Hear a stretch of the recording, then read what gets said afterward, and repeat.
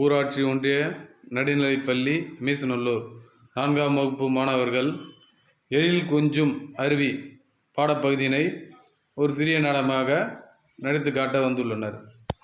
அனைவருக்கும் வணக்கம். நாங்கள் இப்பொழுது எழில் கொஞ்சும் அருவி நாடகத்தை நடிக்க வந்துள்ளோம்.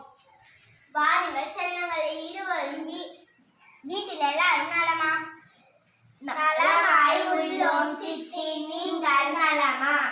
நீங்கள் இருவரும் கல்வி சுற்றலாம் சென்று வந்திருக்கலாமே, அதை பற்றி கூறுங்கள் கேட்போம். நாங்கள் ஒகேனக்கல் அருவிக்கு போய் வந்தோம். அது தர்மபுரி மாவட்டத்தில் உள்ளது. எழில் கொஞ்சும் மலையில் உள்ள அந்த இடம் கடல் மட்டத்திலிருந்து 1500 அடி உயரத்தில் உள்ளது. ஆம், அது பெரிய அருவிதான். மலையின் உச்சியிலிருந்து வெள்ளி உருகி ஊற்றுவது போல பேரிச்சலுடன் நீர்வீழ்ச்சி கொட்டுகிறது. அதை பார்க்க அழகு. அதற்கு ஒகேனக்கல் என்று பெயர் எப்படி வந்ததாம் தெரிந்து கொண்டீர்களா? கன்னடத்தில் ஒகே என்பது புகையை குறிக்குமாம். நீர்வீழ்ச்சி கல்பாறையில் பட்டு அது தெரித்து தோற்றம் அளித்ததால் இப்பெயர் வந்ததாம். ஆம், அங்கு வரவர்களை ஆரவாரத்தோடு வரவேற்பது போல அருவியில் தண்ணீர் கொட்டும் காட்சி அற்புதமாக இருக்கும். அவ்விடத்திற்கு எப்படி சென்றீர்கள்? பரிசலில் சென்றோம். அப்பயணம் சிறு அச்சத்தையும் தந்தாலும் பெரிய மகிழ்ச்சியும் தந்தது. அந்த அற்புதமான பரிசலில் சென்றோம். அப்படியா? மகிழ்ச்சி.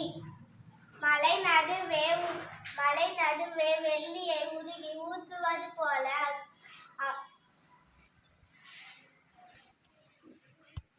மலை நடுவே வெண்ணெய் உருகி ஊற்றியது போல அருவி நீர் தெரிந்தது. வேறு என்னென்ன பார்த்தீர்கள்? அடுத்ததாக இரு மலைகளுக்கு இடையே அமைக்கப்பட்ட தொங்கு பாலத்தில் நடந்து சென்றோம்.